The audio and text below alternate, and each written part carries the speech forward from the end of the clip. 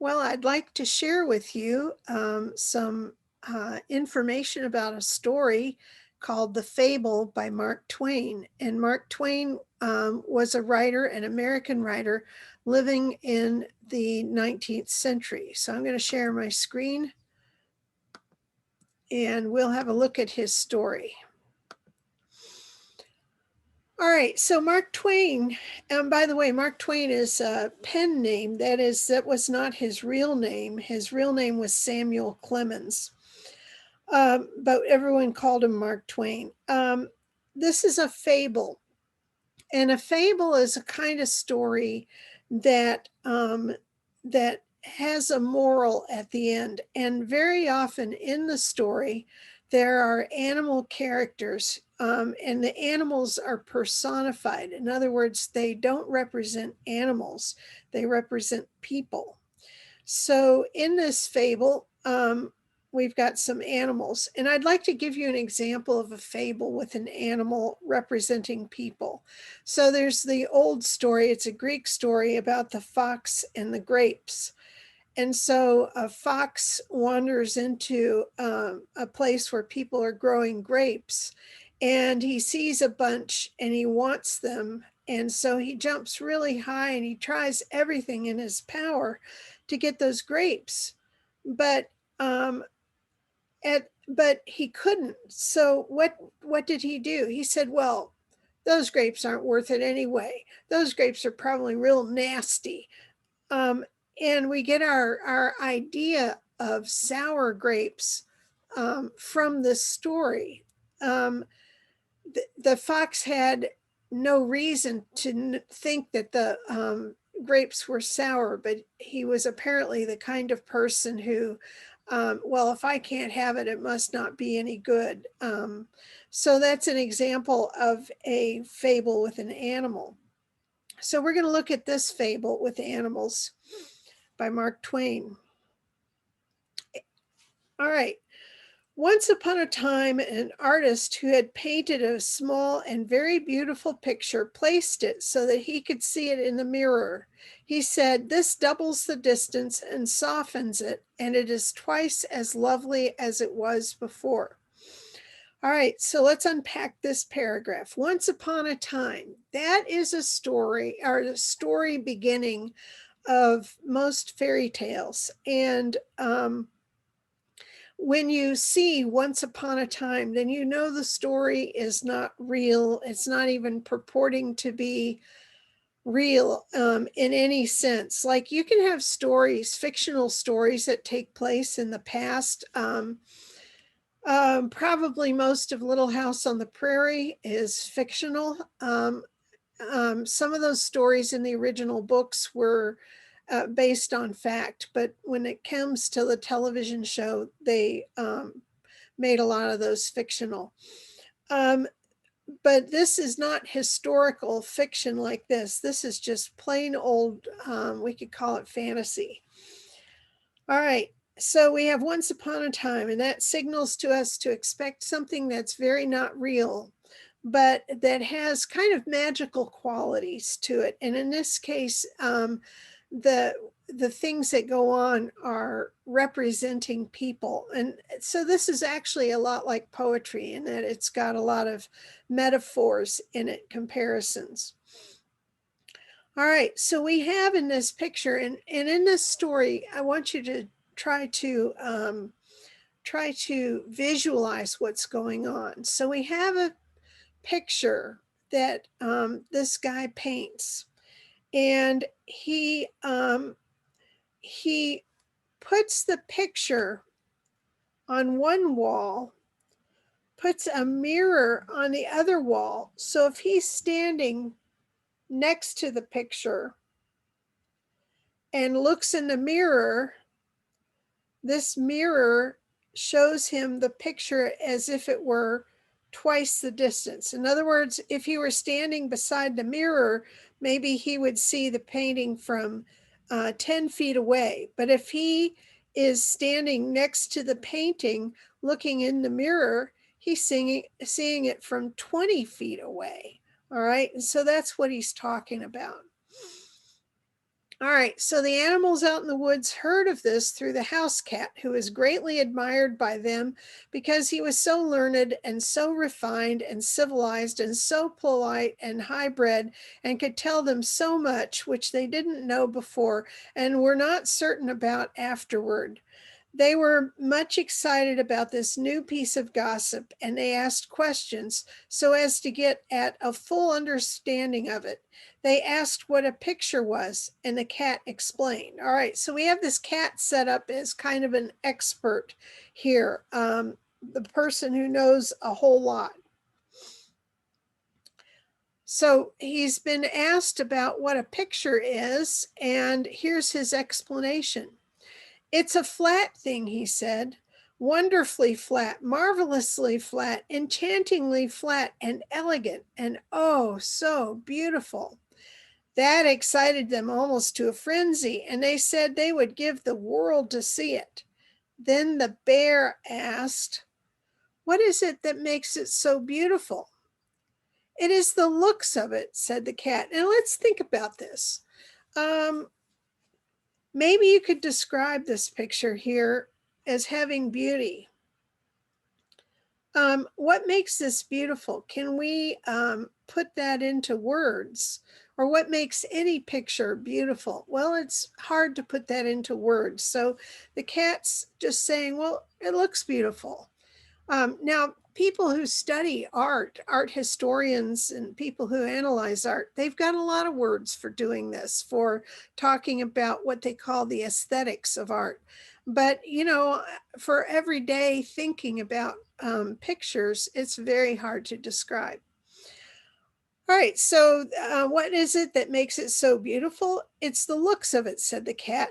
This filled them with admiration and uncertainty, and they were more excited than ever.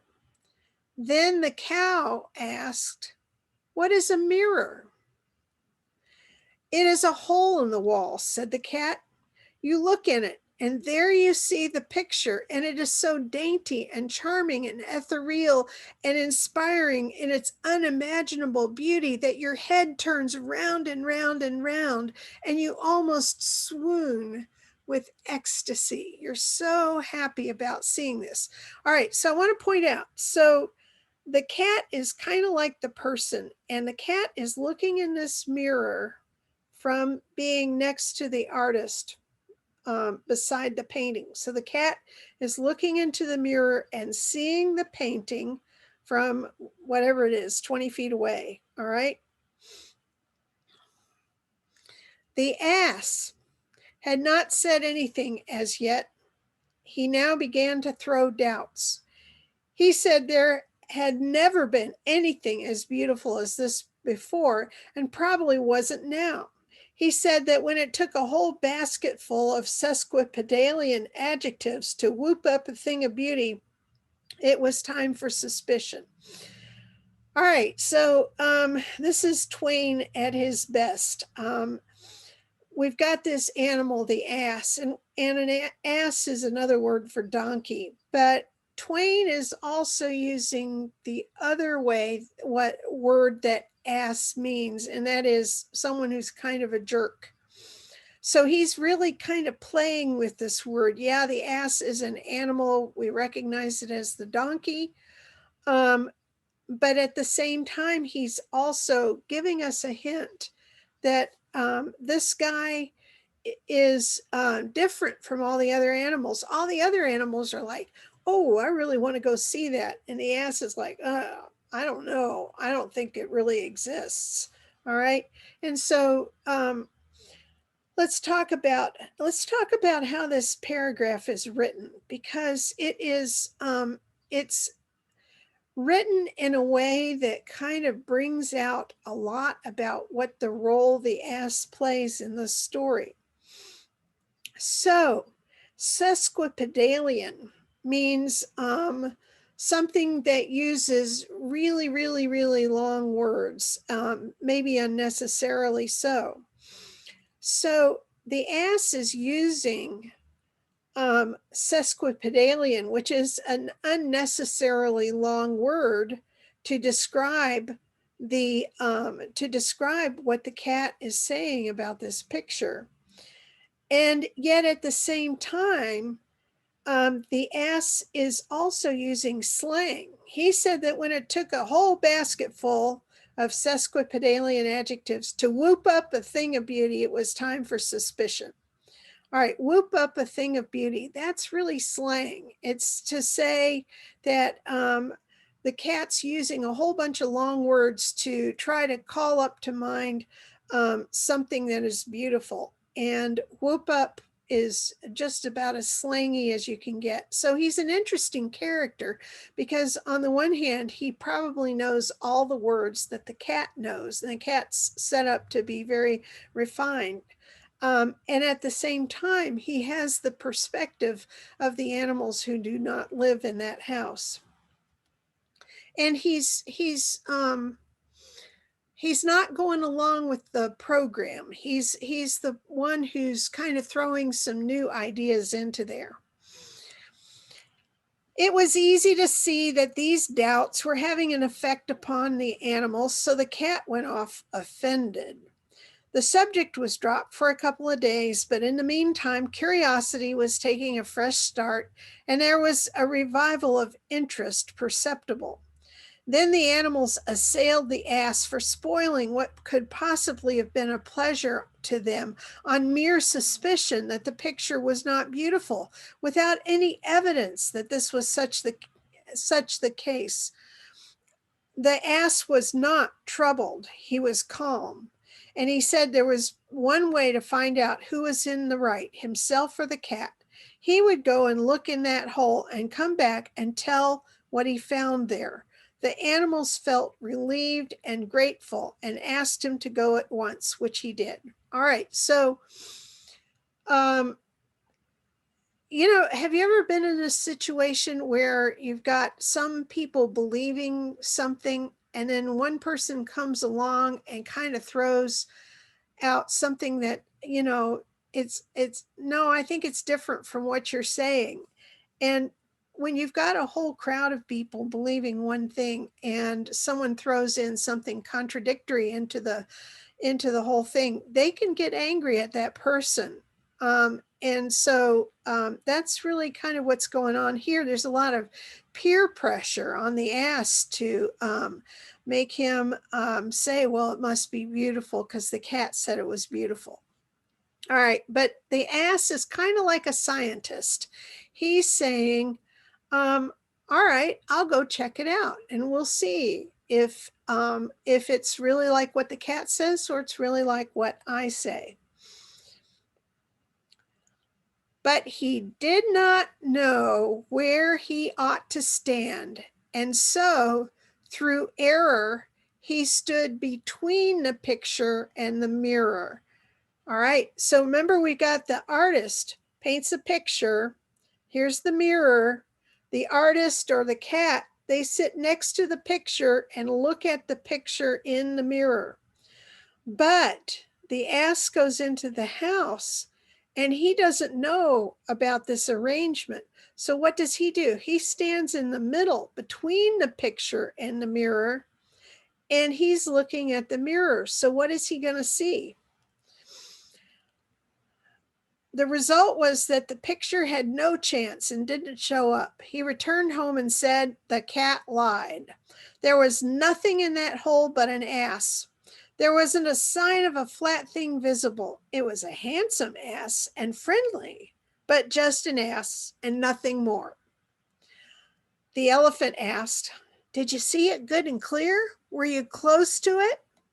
I saw it good and clear, O Hathi, king of the beasts. I was so close that I touched noses with it. That is very strange, said the elephant. The cat was always truthful before, as far as we could make out. Let's try and let another witness try. Go, Baloo, and look in the hole and come back and report. So the bear went. When he came back, he said, both the cat and the ass have lied. There's nothing in the hole but a bear. Great was the surprise and puzzlement of the animals. Each was now anxious to make the test himself and to get at the straight truth. The elephant sent them one at a time. First, the cow. She found nothing in the hole but a cow. The tiger found nothing in it but a tiger. The lion found nothing in it but a lion. The leopard found nothing in it but a leopard. The camel found a camel and nothing more. Thus Hathi was wroth, and wrath means angry, having wrath, and said he would have the truth if he had to go and fetch it himself. When he returned, he abused his whole subjectry for liars and was in an unappeasable fury with the moral and mental blindness of the cat. He said that anybody but a nearsighted fool could see that there was nothing in the hole but an elephant. All right.